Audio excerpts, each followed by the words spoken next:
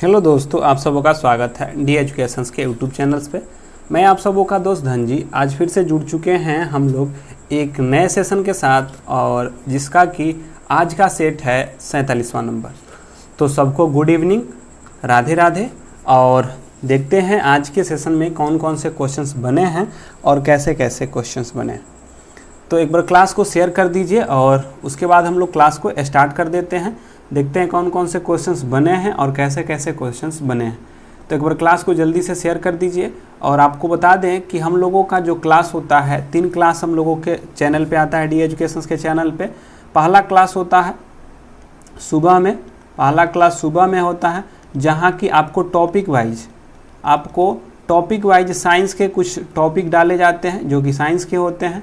फिर उसके बाद एक क्लास रात्रि 8:30 बजे आता है। 8:30 बजे आपको अभी फ़िलहाल में एनटीपीसी को लेकर जीके जीएस के स्टैटिक्स को करा रहे हैं। और यह रात्रि 9 बजे आपका ए आता है, जो कि सुपर 25 के सेट के साथ हम लोग जुड़ते हैं। तो ये 3 को क्लास हम लोगों को आता है। तो आप तीनों क्लासों को साथ जुड़िए और तीनों का आनंद लीजिए, ठीक है। तो चलिए देखते हैं आज के सेट में कौन कौन से क्वेश्चंस बने हैं और कैसे कैसे क्वेश्चंस बने हैं। तो एक बार क्लास को थोड़ा शेयर कर दीजिए। क्लास को शेयर करने के साथ सबको जल्दी से जोड़ लिया जाए और क्लास को स्टार्ट कर दिया जाए। तो फटाफट से क्लास को शेयर करिए सबके पास, और उसके बाद देखते हैं कि कौन कौन से क्वेश्चंस बने हैं और कैसे कैसे क्वेश्चंस बने हैं। तो चलिए देखते हैं आज के क्लास का। यह रहा आपका पहला क्वेश्चन।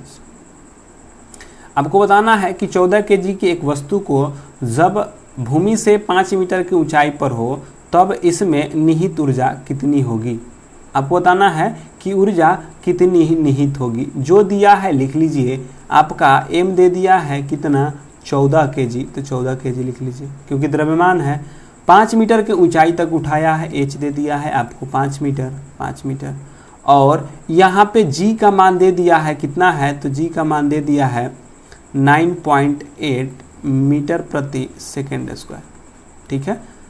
तो पूछा कि ऊर्जा बताइए, तो ऊर्जा इसमें क्या होगा, ऊर्जा आपको बताना है। तो यहाँ पे जब द्रव्यमान हो, हाइट हो और जी हो, तो इसके लिए हम लगाते हैं ऊर्जा के लिए हम mgh। तो यहाँ पे तो 14 है, 5 है और 9.8। पॉइंट को हटाते हैं, 10 नीचे आ जाएगा। 5 दूना के 10, 2 से कितने बार में, 7 बार में जाएगा। तो 9.8 गुणे 7 से गुणा करिएगा तो 8 7 56 और 7 8 56, 5 7 9 63, 5 68, ठीक है 68। तो यानी कि कहेंगे कितना हो गया, तो 6 से 86 ऊर्जा है तो जूल होगा, तो 686 जूल हो जाएगा। अगले क्वेश्चन की ओर बढ़ते हैं। आपको बताना है कि 15 kg की एक वस्तु को जब भूमि से 10 मीटर की ऊंचाई पर हो तब इसमें निहित ऊर्जा कितनी होगी। यहाँ पे जी का मान जो दे दिया है आपका 10 मीटर प्रति सेकंड ऐसे करके दिया हुआ है, 10 मीटर प्रति सेकंड स्क्वायर करके दिया है। तो फिर वही बात है, आपसे निहित ऊर्जा पूछा है तो यहाँ पर भी mgh ही लगा लेंगे। m दे दिया है 15, h दिया है 10 और g दिया है 10, ठीक है। तो mgh करिएगा तो 1 2 से गुणा करिएगा तो 1500 क्या होगा, 00 हो जाएगा। यानी कि 1500 है और ऊर्जा है तो 1500 क्या होगा, जूल हो जाएगा। कितना हो जाएगा, 1500 जूल हो जाएगा। न्यूटन के गति के नियम को प्रकाशित किस वर्ष किया गया था, 1678 में, 1787 में, 1778 में या 1687 में। जल्दी से बताइएगा, जल्दी से बताइए कि न्यूटन के गति का नियम का प्रकाशन कब हुआ था, 1678, 1787, 1778 या 1687। तो जो न्यूटन के गति का जो नियम था, जो प्रकाशन जिसे प्रिंसिपिया में किया गया था, वे किया गया था 1687 में। तो कब किया गया था, तो किया गया था आपका 1687 में। कब किया गया था, तो 1687 में। आते हैं अगले क्वेश्चन की ओर। ब्रह्मांड में हम प्रत्येक वस्तु दूसरी वस्तु की ओर एक बल द्वारा आकर्षित करती है जो किसके समानुपाती होती है, उनके बीच के ऊंचाई के गुणक के, उनके आयत के गुणक के, उनके द्रव्यमान के गुणक के या उनकी ऊर्जा के। तो आप सबों को पता है कि जो गुरुत्वाकर्षण होता है, जब 2 बिंदुओं के बीच लगने वाला जो बल होता है उसको गुरुत्वाकर्षण बल कहते हैं, गुरुत्वाकर्षित बल कहते हैं। और गुरुत्वाकर्षित बल जो होता है वे होता है G × m1 × m2 बटे में r²। और पूछा कि किसके समानुपाती होता है, तो जो बल होता है उनके द्रव्यमान के गुणनफल के समानुपाती, तब कि उनके बीच की दूरी के व्युत्क्रमानुपाती होता है। तो यहाँ पे आपसे पूछा है किसके समानुपाती होते हैं, तो ऊंचाई में कहीं चर्चा नहीं है, आयतन की कहीं चर्चा नहीं, ऊर्जा की कहीं चर्चा नहीं है, तो किसकी चर्चा है, तो कहेंगे कि यह हो जाएगा आपका उनके द्रव्यमान के गुणनफल को। तो कहेंगे कि जो होता है वे उनके द्रव्यमान के गुणकों के समानुपाती होते हैं। चलिए आगे बढ़ते हैं, अगले क्वेश्चन को आप लोग करिए। ऊर्जा न तो उत्पन्न की जा सकती है और न ही नष्ट की जा सकती है, लेकिन इसे एक रूप से दूसरे रूप में परिवर्तित किया जा सकता है। इसे कहा जाता है सतत ऊर्जा के नियम, ऊर्जा संरक्षण के नियम, एनोट्रॉपी का नियम या द्रव्यमान संरक्षण का नियम। बताइए कि क्या कहते हैं। यानी ऊर्जा न तो उत्पन्न किया जाता है और न ही नष्ट किया जा सकता है, यह किसका नियम है? तो जल्दी से बताएंगे किसका नियम है। मेरे भाई क्लास अगर अच्छा लगे तो इसको शेयर करो, और सभी लोग शेयर करें, सभी लोग, भले ही एक दूसरे को ही शेयर करें लेकिन सभी लोग क्लास को शेयर करेंगे।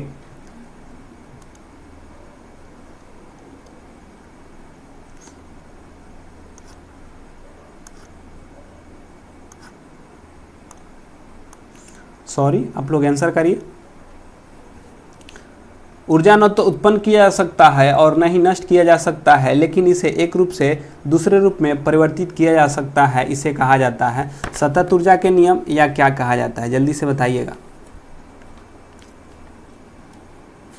जल्दी से बताइए। सबको पता है, यह गलती नहीं होना चाहिए। ये गलती होगा तो फिर बढ़िया बात नहीं होगा, क्योंकि आप लोगों को ये बातें नहीं गलती होनी चाहिए कि इसको क्या कहते हैं। तो मेरे भाई ऊर्जा की बात हो रही है, ऊर्जा न तो उत्पन्न की जा सकती है और न ही नष्ट की जा सकती है, यह किसका नियम है? तो ऊर्जा संरक्षण का नियम है। अगला, सूर्य द्वारा उत्सर्जित हानिकारक विकिरण है गामा किरणें, अवरक्त विकिरणें, पराबैंगनी विकिरण या अल्फा किरण। बताइए कि सूर्य द्वारा जो हानिकारक विकिरण उत्पन्न करता है उसको हम कौन सा विकिरण कहते हैं? कौन सा विकिरण जो है हानिकारक विकिरण है? गामा है, अवरक्त है, पराबैंगनी है, क्या है? जल्दी से बताइए, कौन सा किरण जो होता है हानिकारक होता है? तो सबको पता है कि जो पराबैंगनी विकिरण होता है यह एक का है हानिकारक विकिरण है, और इससे त्वचा कैंसर जैसी बीमारियां होती हैं। तो अवरक्त विकिरण, सॉरी, पराबैंगनी विकिरण जो होता है आपके क्या है? एक हानिकारक विकिरण के रूप में आता है। अगले क्वेश्चन की ओर बढ़ते हैं। किसी माध्यम में प्रकाश को परिवर्तित करने की क्षमता को इसके द्वारा व्यक्त किया जा सकता है। मतलब कि किसी माध्यम में जो प्रकाश को परिवर्तित करने की जो क्षमता होती है किसके द्वारा व्यतीत किया जाता है? उसके क्षेत्र के घनत्व द्वारा, उसके पृष्ठ के घनत्व द्वारा, प्रकाश के घनत्व या द्रव्यमान के घनत्व। किसी माध्यम में प्रकाश को परावर्तित करने की क्षमता को किसके द्वारा व्यक्त किया जाता है? प्रकाश को परावर्तित करने की जो होता है पृष्ठ घनत्व, प्रकाश घनत्व, द्रव्यमान घनत्व या क्षेत्र घनत्व। थोड़ा सा सोच के करिएगा, आंसर सही आंसर होगा, क्योंकि आप इस चीज़ों को जानते हैं कि प्रकाश के बाद कह रहा है कि प्रकाश का परिवर्तित करने की जो क्षमता होता है उसको हम क्या कहते हैं। जल्दी से आप लोग इसका आंसर करिएगा, और वीडियो अच्छा लगे तो इसको शेयर भी कर दीजिएगा। और एक और बात कि आप सभी लोगों को शेयर करना है, सभी लोग शेयर करते रहिए। आप वैसे लोगों को शेयर करिए जो कि आपका वीडियो देखते हैं, भले ही आप अपने में ही शेयर करें लेकिन आप लोग वीडियो को शेयर करते रहिए। तो मेरे भाई प्रकाश के परिवर्तन के लिए बात कर रहा है कि परिवर्तन की जो क्षमता होती है किसके द्वारा व्यक्त किया जाता है? तो यह किया जाता है प्रकाश के घनत्व के द्वारा। किसके द्वारा? प्रकाश के घनत्व के द्वारा किया जाता है। अगला, मैग्नीशियम के परमाणु संख्या 12 है, तो इसकी संयोजकता क्या होगी? जो मैग्नीशियम है इसकी परमाणु संख्या क्या होती है? मैग्नीशियम की परमाणु संख्या 12 है, तो इसकी संयोजकता क्या होगी? तो हम हमेशा बताते हैं कि संयोजी और संयोजकता में अंतर होता है। तो 72 कक्षा में उपस्थित इलेक्ट्रॉनों की संख्या क्या होता है? आपके संयोजी होते हैं, और जिसको अक्रिय मतलब कि अपने को एस्टेब्लिश करने के लिए जितना दान देगा, तो मैग्नीशियम है, और मैग्नीशियम के 72 कक्षा में 2 इलेक्ट्रॉन होता है, तो यह 2 त्याग करेगा। जब 2 त्याग करेगा तो इस पे क्या होगा? इस पे संयोजकता +2 आएगी। कैसी 2 आएगी? +2 आएगी। किसी संयोजी इलेक्ट्रॉन को पूरा करने के लिए अगर लेता है जितने इलेक्ट्रॉन, वह उसकी संयोजकता होगी वह ऋणात्मक संयोजकता, या कैसी संयोजकता होगी, पॉजिटिव संयोजकता होगी। अगला, मेंडलीव के आवर्त सारणी में जो क्षैतिज स्तंभों को क्या कहते हैं, इकाई कहते हैं। जो क्षैतिज होता है उसको क्या कहते हैं, इकाई, समूह, आवर्त या वर्ग। बताइए क्या कहते हैं। जो क्षैतिज होता है, क्षैतिज आपको जिसे वर्टिकल ऐसे कहा जाता है, यह क्षैतिज होता है, और ऐसे जो आता है यह क्या होता है, वर्ग होता है। तो पूछ रहा है कि जो ऐसे चलता है उसको हम क्या कहते हैं, तो सबको पता है कि जो ऐसे चलता है इसको तो हम वर्ग समूह कहते हैं, और जो ऐसे चलता है इसको आवर्त या पीरियड क्या कहते हैं, पीरियडिक कहते हैं, यानी पीरियड कहते हैं, तो इसको हम आवर्त कहेंगे। जो क्षैतिज कतार्थ होता है उसको हम क्या कहते हैं, आवर्त कहते हैं, जबकि जो उदग्र कतार होता है उसको हम स्तंभ कहते हैं। तो इस बातों को भी आप जानते हैं। तो चलिए अगले क्वेश्चन की ओर बढ़ते हैं। अगला क्वेश्चन क्या है, इनमें से कौन सा इलेक्ट्रॉनिक विन्यास एक अधातु का है। आपका अधातु का इलेक्ट्रॉनिक विन्यास बताना है। याद रखिएगा कि धातु होता है, अधातु होता है और उपधातु होता है। ठीक है, धातु के बाह्यतम कक्षा में 1 इलेक्ट्रॉन, 2 इलेक्ट्रॉन और 3 इलेक्ट्रॉन होता है। अधातु के बाह्यतम कक्षा में 5, 6 और 7 इलेक्ट्रॉन, जबकि उपधातु के बाह्यतम कक्षा में 4 इलेक्ट्रॉन है। तो देखिए इसका इलेक्ट्रॉनिक विन्यास किया गया। इसके बाह्यतम कक्षा में 3 इलेक्ट्रॉन है, इसके बाह्यतम कक्षा में 5, इसके बाह्यतम कक्षा में 4 और इसके बाह्यतम कक्षा में 1 इलेक्ट्रॉन है। और आपसे क्या पूछा है, आपसे पूछा है कि बताइए कौन सा अधातु है। अधातु को केस होने के लिए हमें क्या चाहिए, तो अधातु के केस के लिए हमें 5, 6, 7 चाहिए। तो 5, 6, 7 में 5 वाला यही है, तो क्या कहेंगे कि यह क्या है, अधातु है। जबकि यह क्या है, धातु है, ये भी धातु है, सॉरी यह उपधातु की श्रेणी में आएगा और यह क्या आएगा, धातु की श्रेणी में। तो याद रखिएगा धातु के बाह्यतम कक्षा में अगर 1, 2, 3 इलेक्ट्रॉन होगा तो वे धातु होंगे, जबकि बाह्यतम कक्षा में 5, 6, 7 होगा अधातु होंगे और 4 होगा तो उपधातु होगा। अगले क्वेश्चन की ओर बढ़ते हैं। प्रबल अम्ल और प्रबल क्षार के लवणों का पीएच मान कितना होता है। आप जब प्रबल अम्ल करिएगा और प्रबल क्षार करिएगा तो लवण का पीएच मान क्या होता है, यानी कि स्ट्रॉन्ग एसिड और स्ट्रॉन्ग बेस का जब पीएच मान कितना होता है। तो हमेशा बताते हैं आप लोगों का कि जब प्रबल होगा, जब दोनों प्रबल होगा तो क्या होगा, किसी का गुण नहीं दर्शाएगा। तो प्रबल अम्ल है और प्रबल क्षार है, तो बस यह क्या करते हैं, लवण का निर्माण करते हैं, लवण और जल का निर्माण करते हैं। और लवण और जल का, लवण का पीएच मान कितना होता है, तो लवण का पीएच मान 7 होता है। और लवण कैसा होता है, तो उदासीन हो जाता है। क्या हो जाता है, उदासीन। प्रबल अम्ल और प्रबल क्षार के जब करिएगा, लवण और जल से अभिक्रिया करता है तो उदासीन या लवण जल बनाता है, और लवण का पीएच मान 7 होता है, याद रखिएगा। तो यह इसका राइट आंसर क्या हो जाएगा, तो इसका राइट आंसर 7 हो जाएगा। 7 से अधिक जो होता है, 7 से अधिक वाले को तो हम क्षारीय कहते हैं, और 7 से जो कम होता है उसको हम अम्लीय कहते हैं। यानी कि 0 से लेके 7 तक को अम्लीय, 0 से लेके मतलब 0 से लेके जो 7 के नीचे, मतलब 7 से नीचे, मतलब कि 6, 5, 4, 3, 2, 0 ये अम्लीय होता है। 7 से बस 8, 9, 10, 11, 12, 13, 14 क्या होता है, क्षारीय होता है।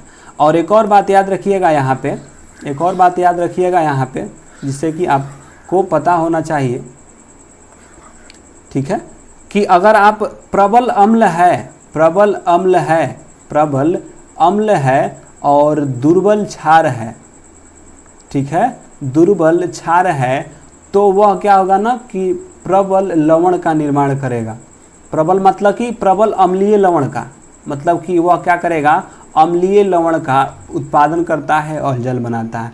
मतलब कि जो प्रबल होगा वह अपना गुण दिखाएगा, दोनों प्रबल होगा, लवण और उदासीन बन जाएगा। इस बातों को भी आप ध्यान में रखिएगा, ठीक है। अब आते हैं अगले क्वेश्चंस की ओर कि अगला क्वेश्चंस क्या बनता है और कौन कौन से क्वेश्चंस बने हैं उसको देखते हैं। चलिए,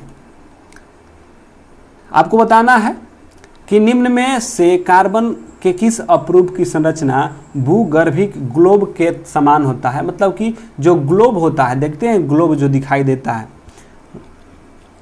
जो ग्लोब होता है जिस पर कि भारत के मानचित्र होता है, वही बोला कि जो भूगर्भिक जो ग्लोब के समान होता है, कार्बन नैनो ट्यूब का, फ्लोरीन का, सीसा का या हीरा का। आपको बताना है कि किसका मतलब कि कार्बन का जो अप्रूप कौन सा अप्रूप है जिसका आकृति जो होता है आपको देखने को कभी कभी फुटबॉल के आकार का देता है और कभी कभी आपका ग्लोब के आकार का। जो ग्लोब देखते हैं ना मानचित्र जिस पे रहता है, तो किसका आकार होता है बताइएगा। तो मेरे भाई आपको पता होगा कि जो कार्बन का जो होता है कौन सा अप्रूप, जो फ्लोरीन होता है, जो फ्लोरीन होता है उसका जो आकार होता है आपके कार्बन के अप्रूप की जो संरचना होती है भूगर्भिक ग्लोब के रूप में होता है, तो फ्लोरीन का होता है। अगला कौन से रसायन मतलब किसका रासायनिक नाम कैल्शियम सल्फेट हेमीहाइड्रेट है। कैल्शियम सल्फेट हेमीहाइड्रेट है जिप्सम का, बेकिंग पाउडर का, प्लास्टर ऑफ पेरिस का या बेकिंग सोडा का।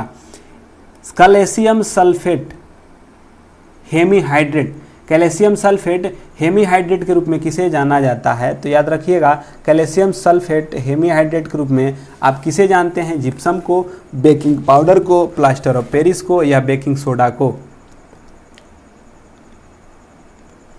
जल्दी से बताइएगा कि किसका रासायनिक नाम कैल्शियम सल्फेट हेमीहाइड्रेट होता है। कैल्शियम सल्फेट हेमीहाइड्रेट के रूप में किसको जाना जाता है, जिप्सम को, बेकिंग पाउडर को, प्लास्टर ऑफ पेरिस को या बेकिंग सोडा को। तो मेरे भाई कैल्शियम सल्फेट हेमीहाइड्रेट के रूप में जाना जाता है वह होता है प्लास्टर ऑफ पेरिस को। तो कैल्शियम सल्फेट हेमीहाइड्रेट के रूप में किसे जाना जाता है, तो प्लास्टर ऑफ पेरिस को जाना जाता है। अगले बढ़ते हैं। ऑक्सीजन के उपस्थिति में अयस्कों को गर्म करने की क्रिया को क्या कहते हैं, क्या कहते हैं, निष्कर्षण कहते हैं, संरक्षण कहते हैं, तापमान कहते हैं या भंजन कहते हैं। आपको बताना है कि जब ऑक्सीजन की उपस्थिति हो और अयस्कों को गर्म किया जाए उसको क्या कहते हैं, बताइए।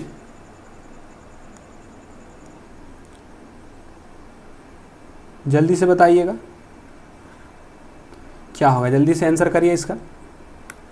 ऑक्सीजन के उपस्थिति में अयस्कों को गर्म करने की क्रिया को क्या कहते हैं, क्योंकि यहाँ पे अयस्क है, अयस्क को गर्म करने की क्रिया को क्या कहते हैं।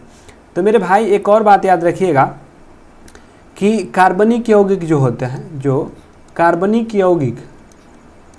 यौगिक के लिए शब्द एक प्रयोग होता है। कार्बनिक यौगिक में होता है कि वायु की अनुपस्थिति में या ऑक्सीजन की अनुपस्थिति में, जब कार्बनिक यौगिक को वायु की अनुपस्थिति में या वायु अनुपस्थिति में या ऑक्सीजन की बहुत कम मात्रा में होता है, तो जो मतलब कि प्रायः शब्द जो कार्बनिक पदार्थों को हवा में अनुपस्थिति में बहुत ऑक्सीजन की कम उपस्थिति रहता है, जब प्रक्रिया क्या होता है उसके बड़े अणु छोटे छोटे में टूटते हैं, तो भंजन आसवन विधि में क्या होता है ना, यहाँ इसका तो राइट आंसर भंजन हो जाएगा। क्या होगा, भंजन। अयस्कों को गर्म करने की क्रिया से जो होता है ऑक्सीजन के, वे होता है भंजन। अगर आप कहीं कहीं पढ़े होंगे कि जो भंजन आसवन होता है वायु की अनुपस्थिति में होता है, तो जो कार्बनिक यौगिक होते हैं, जो कार्बनिक यौगिक जो शब्द होता है, जैसे कोयला वोयला की जो तोड़ने की जो बात होता है, को प्राप्त करने की जो बात होता है, वहाँ भंजक आसवन विधि के द्वारा। और वहाँ पे आपको शब्द मिलेगा ऑक्सीजन की अनुपस्थिति में। जब कार्बनिक यौगिक होता है, जहाँ कोयला वाला तोड़ने की बात होता है, वहाँ पे ऑक्सीजन की अनुपस्थिति होता है, जबकि अयस्कों को गर्म करने के लिए जो प्रयोग में लाया जाता है वहाँ पे आपका क्या होता है, तो अयस्कों के लिए ऑक्सीजन की उपस्थिति की आवश्यकता होती है, तो ऑक्सीजन की उपस्थिति के लिए होता है।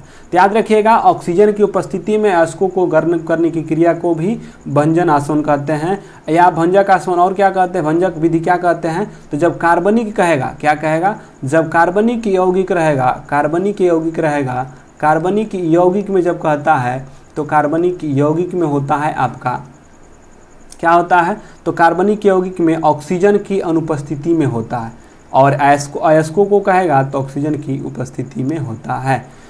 जंतु कोशिकाओं में वृक्क को यांत्रिक समर्थन प्रदान करने के लिए एपिथेलियम इसकी आंतरिक परत का निर्माण करती है।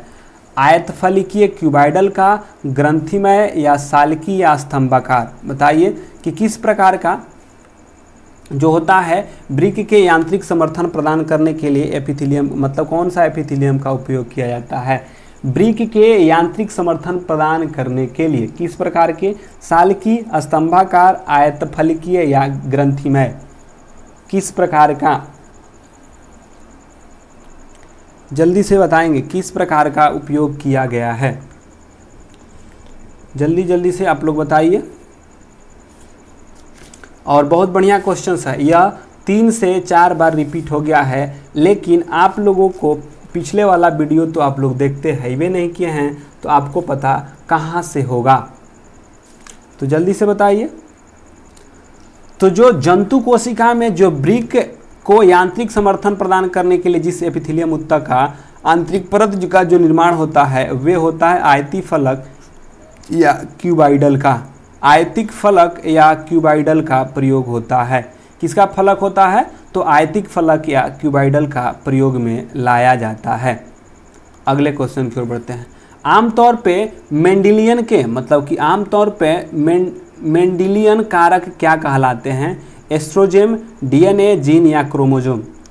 बताना है कि जो मेंडेलियन कारक क्या कहलाते हैं, जो मेंडेलियन कारक होते हैं वे क्या कहलाते हैं, एस्ट्रोजेन, डीएनए, जीन या क्रोमोसोम। बताइए कि जो आमतौर पे जो मेंडेलियन कारक मतलब कि मेंडल ने किसको कारक कहा, मतलब मेंडल के द्वारा आपको बताना है कि जो मेंडल ने जो मेंडेलियन कारक है क्या है। इसमें जो मेंडेलियन का कारक था क्या था, सेंट्रोजोम था, डीएनए था, जीन था, क्रोमोसोम था, क्या था, जल्दी से बताइए कि क्या था, जल्दी से बताइए इसका। चलिए, तो मेरे भाई याद रखना कि जो मेंडल साहब जो थे, जो मेंडेलियन कारक था वे जीन पे प्रयोग किए थे, इसलिए जीन का मतलब कि जो मेंडेलियन कारक था, आमतौर पे जो मेंडेलियन कारक था वे जीन से संबंधित था, जीनोसाइट था, तो ये क्या है, जीन से संबंधित है। तो जीन याद रखिएगा कि आमतौर पर मेंडेलियन कारक क्या है, तो जीन है। अगला, निम्नलिखित में से कौन सा जानवर मुकुलन के द्वारा पुनरुत्पादित करता है, पुनर्जनन कार्यान्वित के द्वारा, प्लेनेरिया, प्लाज्मोडियम या हाइड्रा या खमीर। कौन सा जानवर मुकुलन द्वारा पुनरुत्पादित करता है, बताइए कि कौन सा जानवर मुकुलन के द्वारा पुनरुत्पादित करता है या पुनर्जनन के लिए कार्यान्वित कर सकता है, प्लेनेरिया, प्लाज्मोडियम, हाइड्रा या खमीर।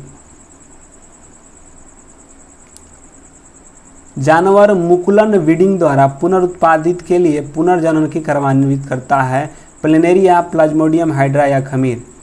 तो इसका क्या होगा, इसका हो जाएगा आपका हाइड्रा। क्या होगा, हाइड्रा। कौन सा जानवर मुकुलन या बडिंग के द्वारा पुनरुत्पादित होता है और पुनर्जनन के लिए कार्यान्वित होता है, तो याद रखिएगा वे हो जाएगा हाइड्रा। मैकुलन के द्वारा प्रजनन हो सकता है, लॉबस्टर में, हाइड्रा में, स्टारफिश में या केचुआ में।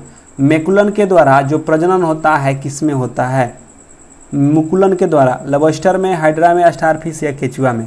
तो मुकुलन तो पता ही है कि मुकुलन द्वारा जो होता है वे किस में होता है, हाइड्रा में होता है। मुकुलन द्वारा प्रजनन हो सकता है किस में, तो हाइड्रा में होता है। अगले क्वेश्चन की ओर बढ़ते हैं। हम मूत्र त्याग के उत्तेजना को नियंत्रित कर सकते हैं। मांसपेशीय मूत्राशय के तंत्रिका नियंत्रण पर होने पर, स्पिंचर मांसपेशियों के मूत्राशय और मूत्रमार्ग के बीच मौजूद होने पर, मूत्राशय में कम पानी भरा होने पर या मूत्राशय के आसानी से नहीं भरने पर। बताइए कि क्या होगा इसका। हम मूत्र त्याग की उत्तेजना को नियंत्रित कर सकते हैं, यानी जो मूत्र त्याग की जो उत्तेजना है उसको नियंत्रित कर सकते हैं कब, जल्दी से बताइएगा।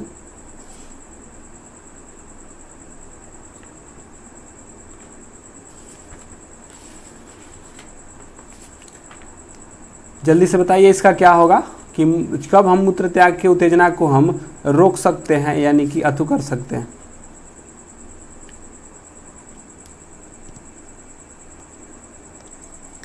चलिए, तो जल्दी से बताइए कि हम मूत्र त्याग की उत्तेजना को नियंत्रित कर सकते हैं। तो आपको पता है मेरे भाई कि जो नियंत्रण और समन्वय जो होता है आपके तंत्रिका तंत्र के माध्यम से है। अगर आप मांसपेशी के मूत्राशय के तंत्रिका तंत्र से होने वाले नियंत्रण को नियंत्रित कर लेते हैं, क्या करते हैं, उससे होने वाले जो तंत्रिका तंत्र का जो नियंत्रण है उसको कर लेते हैं, तो आप पे क्या कर सकते हैं, मूत्राशय को नियंत्रण कर सकते हैं। तो यही क्वेश्चन बना है आपसे कि जो मूत्र त्याग के उत्तेजना का नियंत्रण कर सकते हैं किससे, तो जो मांसपेशी का मूत्राशय है, जो मांसपेशियों के मूत्राशय के तंत्रिका तंत्र को नियंत्रण करके, मांसपेशी के मूत्राशय का जो तंत्रिका तंत्र है उसके नियंत्रण करके आप क्या कर सकते हैं, उसकी उत्तेजना को आप मतलब कि अपने तंत्रिका तंत्र पे अगर कंट्रोल है, क्योंकि आपको पता है कि जो मूत्र मार्ग है यानी जो मूत्राशय जो है आपका क्या है, जो अनैच्छिक क्रिया है, मूत्र त्याग करना अनैच्छिक क्रिया है, उसको नियंत्रित कैसे कर सकते हैं, तो उसके तंत्रिका तंत्र से। शुक्रवाहिका मूत्राशय से आने वाले ट्यूब के साथ जुड़कर एक सामान्य मार्ग का निर्माण करती है जिसे क्या कहते हैं, वृषण, मूत्रवाहिनी, शुक्राशय या मूत्रमार्ग। शुक्रवाहिका मूत्राशय से आने वाले ट्यूब के साथ जुड़ जाती है और सामान्य मार्ग का निर्माण करती है, उसको हम क्या कहते हैं, वृषण, मूत्रवाहिनी, शुक्राशय या मूत्रमार्ग। जल्दी से बताइए, मूत्रवाहिनी, शुक्राशय या मूत्रमार्ग।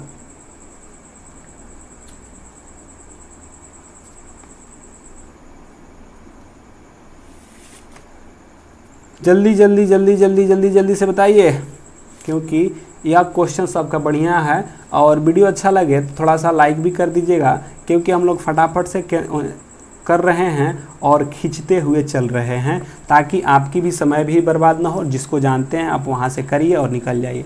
तो चलिए, शुक्रवाहिका और मूत्राशय से होने वाली जो ट्यूब के साथ जुड़कर जो बनता है उसको हम मूत्र मार्ग कहते हैं। अगले बढ़ते हैं।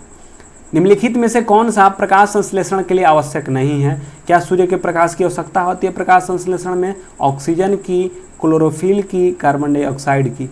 किसकी आवश्यकता आपको, मतलब कि सूर्य प्रकाश संश्लेषण के दौरान नहीं चाहिए?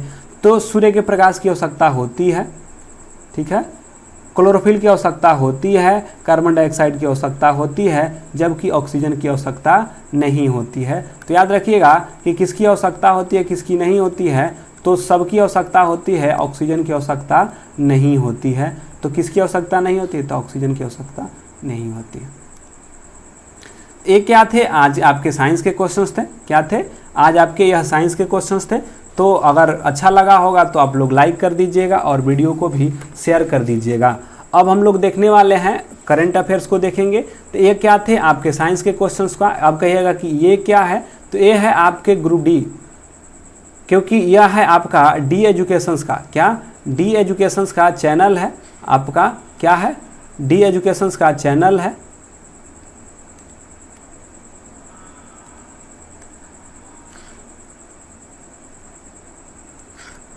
डी एजुकेशंस का चैनल है। अगर जो व्यक्ति नए होंगे या किसी को आपको बताना होगा तो कहिएगा कि डी एजुकेशन सर्च करिए और वहाँ पे जब जाइएगा तो आपका होम पेज कुछ इस प्रकार से दिखाई देगा, जिस पे लिखा हुआ है group D 2021 science and static GK. मतलब कि हम लोग इस चैनल पे ग्रुप डी से रिलेटेड साइंस और स्टैटिक जीके का पोर्शंस लेकर आते हैं, जिससे कि आपकी एक सफलता सुनिश्चित हो सके ग्रुप डी के लिए। और आप अगर नए होंगे तो डी एजुकेशंस को सब्सक्राइब करिए। सब्सक्राइब के साथ यह जो बेल आइकॉन है इसको भी प्रेस कर लीजिएगा, ताकि समय समय पर जो वीडियो आए और जब भी आपका प्रीमियर क्लास हो आप उसको देख सकें। तो ये क्या थे आपके क्वेश्चंस थे और देखने वाले हैं। अब देखेंगे हम लोग करंट के क्वेश्चंस, और करंट के क्वेश्चंस कैसे कैसे बने हैं और कौन कौन से क्वेश्चंस करंट से आए हैं उसको हम लोग चर्चा करेंगे। तो चलिए देखते हैं करंट के क्वेश्चंस में कौन कौन से क्वेश्चंस आज आपको देखने को मिल सकते हैं। तो 25 क्वेश्चंस हो गए। अब आते हैं, ये देखिए आपको करना है कि हाल ही में किस देश ने अपने चंद्र मिशन लूना 25 का घोषणा किया है। चंद्र मिशन जो लूना है, चंद्र मिशन लूना 25 की घोषणा किया है कौन? अमेरिका, जापान या चीन या रूस? बताइए किसके द्वारा किया गया है लूना 25 का? तो बताइए जल्दी से कि कहां पर लूना 25 की घोषणा किया है, अमेरिका, जापान, चीन या रूस? तो ये आपका रूस के द्वारा जो है, रूस के द्वारा जो है आपका रूस के द्वारा यह किया गया है। तो याद रखिएगा कि हाल ही में किस देश ने अपने चंद्र मिशन लूना 25 की घोषणा किया है, तो रूस के द्वारा किया गया है। हाल ही में पुस्तक द लिविंग माउंटेन पुस्तक किसके द्वारा लिखा गया है? रस्किन बॉन्ड के द्वारा, झुम्पा लाहिड़ी के द्वारा, अमिताभ घोष या Salman Rushdie. The living mountain किसके द्वारा लिखा गया है? रस्किन बॉन्ड, झुम्पा लाहिड़ी, अमिताभ घोष, किसके द्वारा द लिविंग माउंटेन किया गया है? तो द लिविंग माउंटेन या अमिताभ घोष के द्वारा, किसके द्वारा? अमिताभ घोष के द्वारा आपके द लिविंग माउंटेन किसके द्वारा? तो अमिताभ घोष के द्वारा किया गया है। अगला, हाल ही में P4G सम्मेलन 2021 का मेजबानी किस देश ने किया? P4G सम्मेलन का मेजबानी किस देश ने किया है? सऊदी अरब ने किया है, भारत, दक्षिण कोरिया या कतर? P4G सम्मेलन 2021, P4G सम्मेलन 2021 की शुरुआत किसके द्वारा किया गया है? तो जो P4G 2021 है यह किसके द्वारा शुरू किया गया है? तो यह दक्षिण कोरिया के द्वारा शुरू किया गया। किसके द्वारा शुरू किया गया है? दक्षिण कोरिया द्वारा। तो याद रखिएगा P4G सम्मेलन किसके द्वारा शुरू किया गया है? तो दक्षिण कोरिया के द्वारा शुरू किया गया है। अगला, कोरोना काल के दौरान स्थगित IPL 2021 के बचे हुए जो मैच होंगे वे कहाँ होंगे? भारत में, सऊदी अरब में, दक्षिण अफ्रीका में, UAE में। जो IPL का होने वाला जो बचा हुआ मैच है वे कहाँ होगा? भारत, सऊदी अरब, UAE। बताइए जल्दी से। आपको पता है कि IPL 2021 के बचे हुए मैच का आयोजन कहाँ किया जाएगा? भारत में, सऊदी अरब में, दक्षिण अफ्रीका या UAE? तो सबको पता है कि UAE में किया जाएगा। IPL 2021 का जो बचा हुआ मैच है वह कोरोना के काल जो स्थगित हो गया था, अब कहाँ होगा? UAE में होगा। अगला, हाल ही में घोषणा के अनुसार भारत का पहला आंधी तूफान अनुसंधान केंद्र का परीक्षण किस राज्य में स्थापित किया जाएगा? पहला आंधी तूफान अनुसंधान प्रशिक्षण केंद्र हिमाचल प्रदेश, उड़ीसा, उत्तराखंड या केरल? कहाँ किया जाएगा? आंधी तूफान अनुसंधान केंद्र किस राज्य में स्थापित किया जाएगा? तो यह किया जाएगा आपका उड़ीसा। किसके द्वारा? उड़ीसा सरकार के द्वारा किया जा रहा है। तो हाल ही में घोषणा के अनुसार भारत की पहली आंधी तूफान अनुसंधान परीक्षण केंद्र स्थापित किया जा रहा है उड़ीसा में। और एक और सूचना आपको बता दें कि हम लोग जल्द ही 1400 प्लस करेंट अफेयर्स को लेके आ रहे हैं, करेंट अफेयर्स को लेकर आ रहे हैं, जिसमें कि आपका जितने भी आपके ऑब्जेक्टिव क्वेश्चंस हैं, ऑब्जेक्टिव क्वेश्चंस आपके स्पीडी में दिए गए हैं उसको, और आपके जो एडुटेरिया का करेंट अफेयर्स है उसके जितने भी हैं तो 600 प्लस से अधिक हैं। किसके? आपके स्पीडी के, और एडुटेरिया के करीब करीब 800 से क्वेश्चंस है ऑब्जेक्टिव के। कुल मिला के 1400 प्लस के एक हम लोग सीरीज लेके आ रहे हैं, जो कि 100 का यानी 100 क्वेश्चंस का क्या 14 गो वीडियो आपको मिलेगा।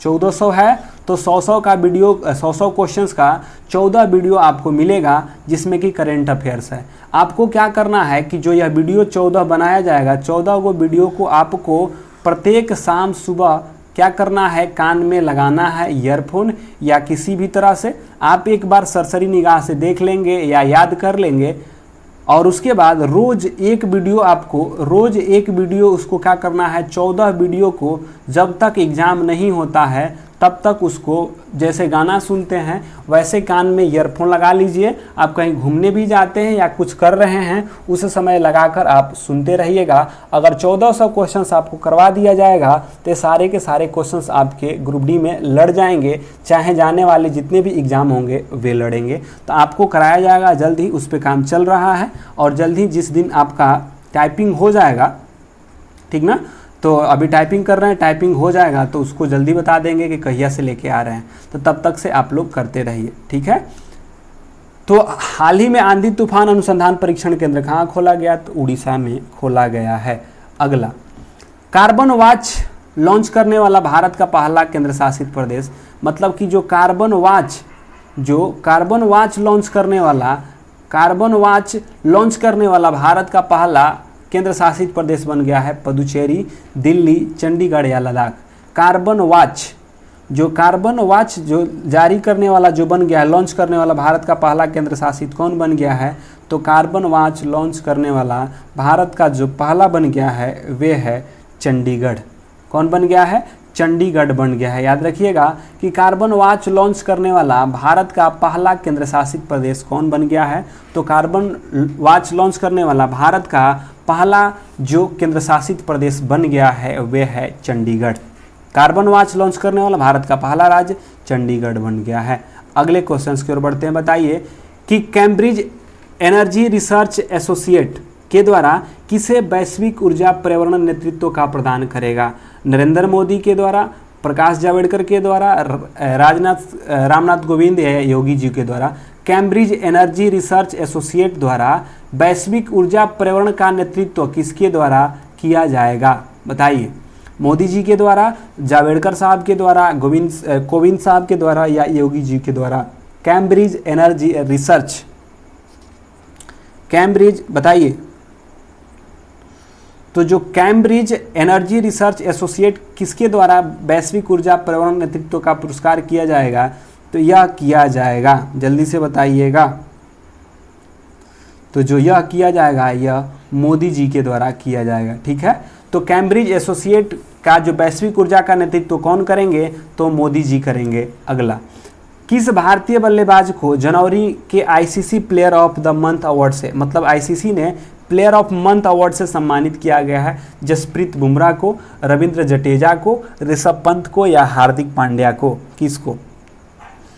किस भारतीय बल्लेबाज को जनवरी में ICC player of the month award से सम्मानित किया है? तो आईसीसी के प्लेयर ऑफ द मंथ जो चुने गए हैं वे हैं आपके ऋषभ पंत। कौन है? ऋषभ पंत। तो किस भारतीय बल्लेबाज को जनवरी के ICC player of the month award 2021 से सम्मानित किया गया है? वे हैं आपके ऋषभ पंत। अगला, राज्य के गरीब लोगों को सस्ता दरों पर भोजन उपलब्ध कराने के उद्देश्य से किस राज्य सरकार के द्वारा माँ योजना की शुरुआत किया है? आपको बताना है कि राज्य के गरीबी लोगों को सस्ते दरों पर भोजन उपलब्ध कराने के उद्देश्य के लिए किस राज्य सरकार के द्वारा माँ योजना का लॉन्च किया गया है? उड़ीसा, बिहार, मध्य प्रदेश या पश्चिम बंगाल? राज्यों के गरीब लोगों को सस्ते दरों पर भोजन उपलब्ध कराने के उद्देश्य से किस राज्य सरकार के द्वारा माँ योजना की शुरुआत किया गया है? जल्दी से बताएंगे कि जो माँ योजना की शुरुआत किसके द्वारा किया गया है? तो कहेगा कि माँ योजना की शुरुआत म से मध्य प्रदेश। तो माँ योजना की शुरुआत किसके द्वारा? तो मध्य प्रदेश। यानी कि गरीब लोगों को सस्ते दरों पर भोजन मिले, इसके लिए एक योजना लॉन्च किए हैं और उस योजना का नाम है माँ योजना। अगला, हाल ही में जारी वैश्विक लोकतंत्र सूचकांक 2020 जारी किया गया। वैश्विक लोकतंत्र सूचकांक 20 जारी किया गया। इसमें बताना है कि आप प्रथम स्थान पे नॉर्वे है और भारत का स्थान इसमें 53वां है। क्या दोनों सत्य हैं, एक सत्य है या दोनों के दोनों गलत हैं? आपको बताना है कि जो वैश्विक लोकतंत्र सूचकांक में भारत की स्थिति क्या है।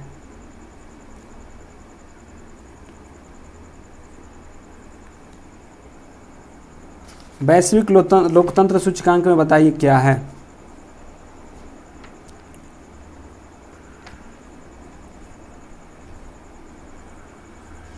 और पीछे वाला गलती हो गया, एक सेकेंड रुकिएगा।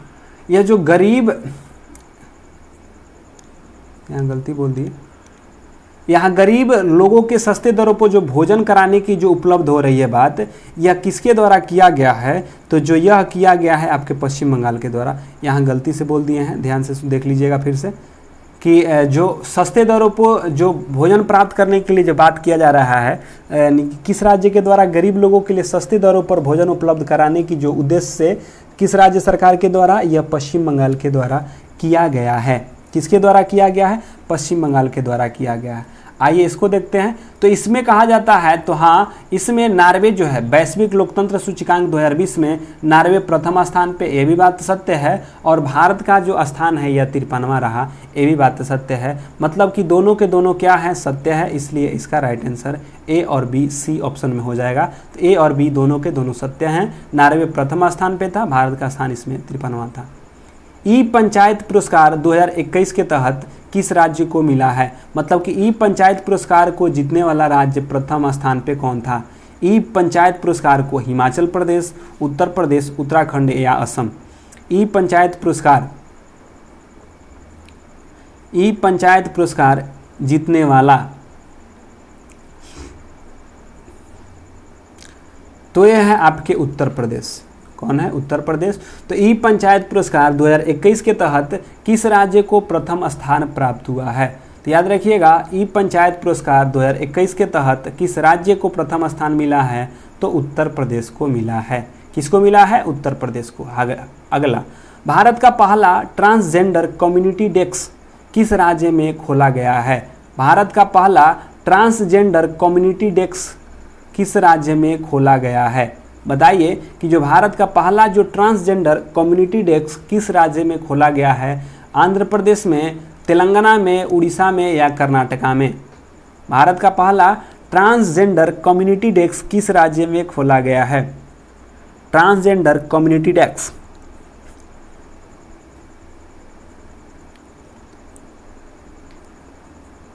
चलिए, तो ट्रांसजेंडर कम्युनिटी डेस्क जो है आपके तेलंगाना में। कहाँ? तेलंगाना में। तो भारत का पहला ट्रांसजेंडर कम्युनिटी डेस्क किस राज्य में खोला गया है? वे है तेलंगाना में। अगला, हाल ही में टीबी मुक्त घोषित होने वाला देश का पहला राज्य कौन बन गया है? मतलब कि टीबी से मुक्त होने वाला देश का जो पहला राज्य है वे कौन बन गया है?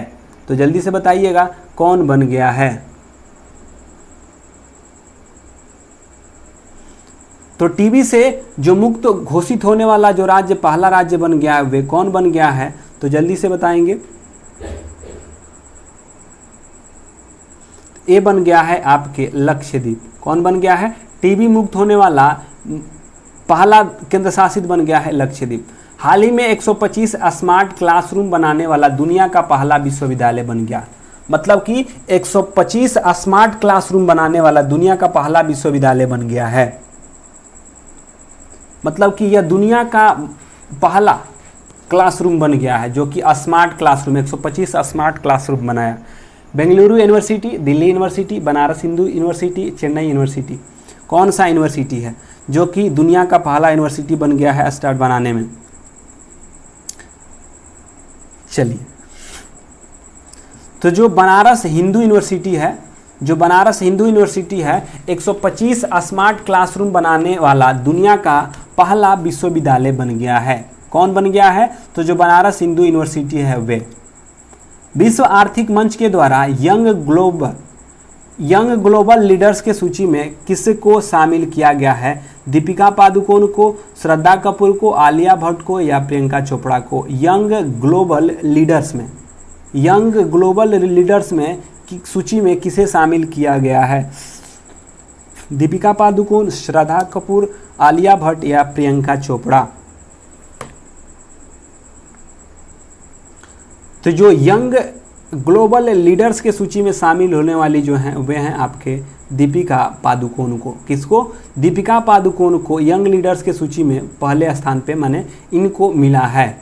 अगला, अफ्रीका की सबसे ऊंची चोटी माउंट किलिमंजारो पर चढ़ाई करने वाले विश्व के सबसे युवा पर्वतारोही कौन बने हैं? अर्जुन शर्मा, विराट चंद्रा, पुनीत जायसवाल या प्रणय कुमार? अफ्रीका के सबसे ऊंची चोटी के किलिमंजारो पर चढ़ाई करने वाले विश्व का सबसे युवा पर्वतारोही कौन बने हैं? विश्व के सबसे युवा पर्वतारोही कौन बन गए हैं? पुनीत जायसवाल, प्रणय कुमार या क्या होंगे विराट चंद्रा? जल्दी से बताइएगा।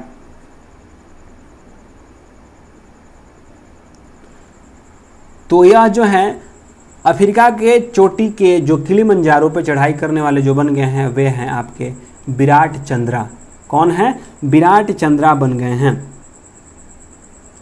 आते हैं अगले क्वेश्चन की ओर। भारत का सबसे बड़ा हॉकी स्टेडियम का निर्माण कहाँ किया जा रहा है? यानी भारत का सबसे बड़ा हॉकी स्टेडियम लखनऊ में, भुवनेश्वर में, राउरकेला में या अहमदाबाद में?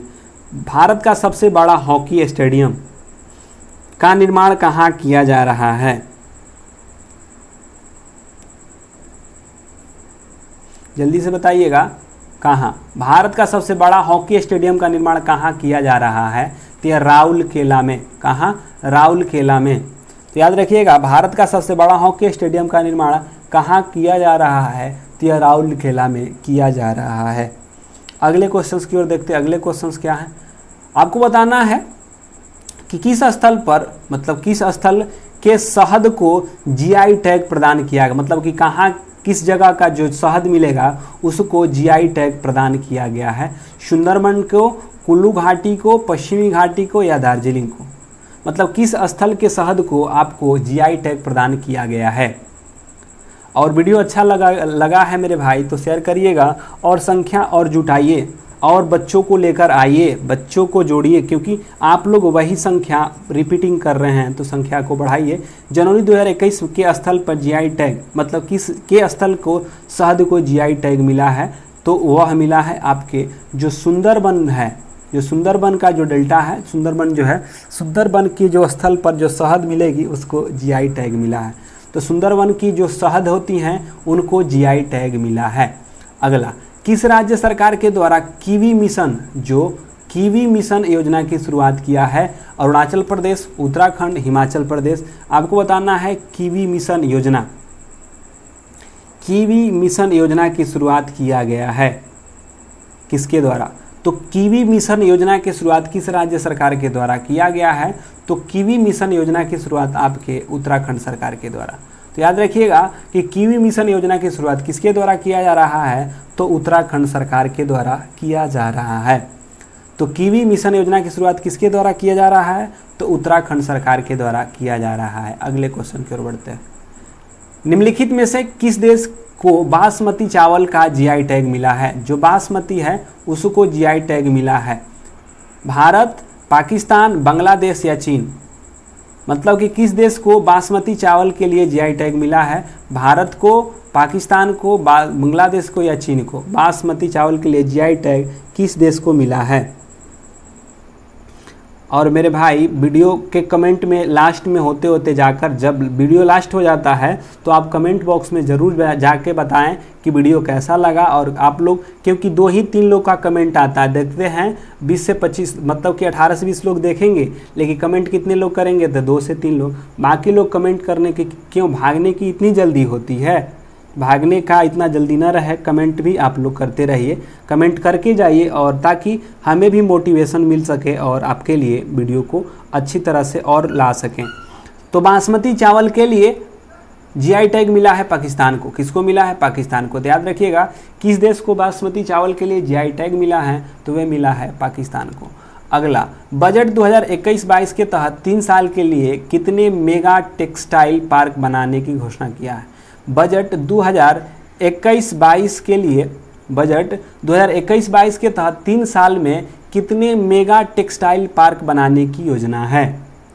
2021-22 के तहत 3 साल में कितने मेगा टेक्सटाइल पार्क बनाने की योजना है? 6, 5, 10 या 7? बताना है कि बजट 2021-22 के तहत 3 साल में कितने मेगा टेक्सटाइल पार्क बनाने की है, कितना मेगा टेक्सटाइल बनाने की बात किया जा रहा है? जल्दी से बताइएगा।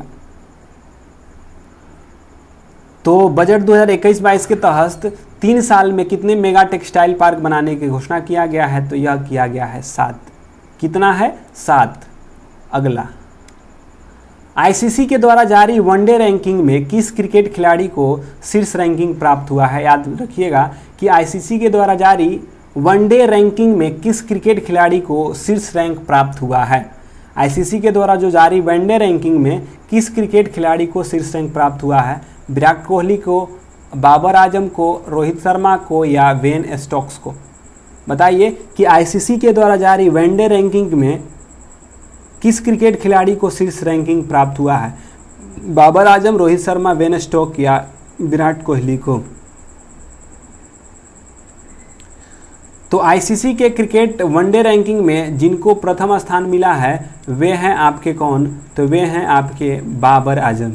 तो कौन है? बाबर आजम को आईसीसी के जो क्रिकेट पर है, आईसीसी द्वारा जारी वनडे रैंकिंग में किस क्रिकेट खिलाड़ी को शीर्ष रैंकिंग मिला है? तो बाबर आजम को।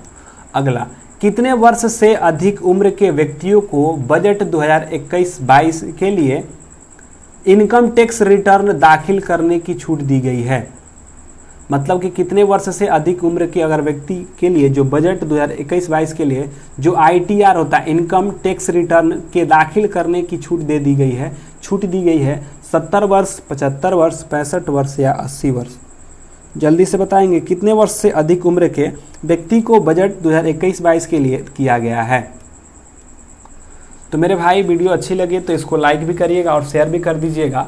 और उस जो 3 क्लास है, जो 3 क्लास होता है, आप लोग अंतिम में जाके कमेंट बॉक्स में वीडियो कैसा लगा यह करना है। और जो 3 वीडियो आ रहा है 8:30 पे एक आ रहा है, NTPC का लेकर आ रहे हैं, उसको भी आप देखिए।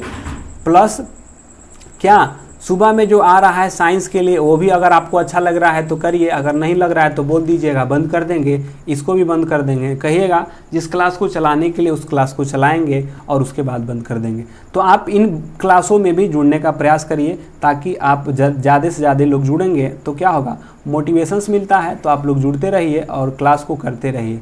तो चलिए इसका आंसर करिए, कितने वर्ष के लिए टैक्स रिटर्न को छूट दिया जाएगा? 70 वर्ष, 30, 65 या कितने वर्ष के लिए? तो यह है आपके 75 वर्ष के आयु के जो होंगे उनके टैक्स रिटर्न करने के लिए क्या दिया जाएगा, छूट दिया जाएगा। अगला 2021-22 में किस मतलब कि 2021-22 में किस ऊर्जा मिशन की शुरुआत करने की योजना है? मतलब कि कौन सी ऊर्जा मिशन की शुरुआत करने की योजना बनाई गई है? तो बताइए कि 2020-21 में ऊर्जा मिशन के लिए कौन सा मिशन शुरुआत किया गया है? मीथेन ऊर्जा मिशन, नाइट्रोजन ऊर्जा मिशन, ऑक्सीजन ऊर्जा मिशन या हाइड्रोजन ऊर्जा मिशन? आपको बताना है जल्दी से कि ऊर्जा मिशन की शुरुआत किया गया हाइड्रोजन ऊर्जा मिशन, ऑक्सीजन ऊर्जा मिशन, नाइट्रोजन ऊर्जा मिशन या मीथेन ऊर्जा मिशन। तो जो 2021-22 के लिए जो ऊर्जा मिशन की शुरुआत किया गया है वे है आपका हाइड्रोजन ऊर्जा मिशन। कौन है? हाइड्रोजन ऊर्जा मिशन। तो याद रखिएगा कि 2021-22 के लिए किसे ऊर्जा मिशन की शुरुआत किया है? तो हाइड्रोजन ऊर्जा मिशन की शुरुआत किया है।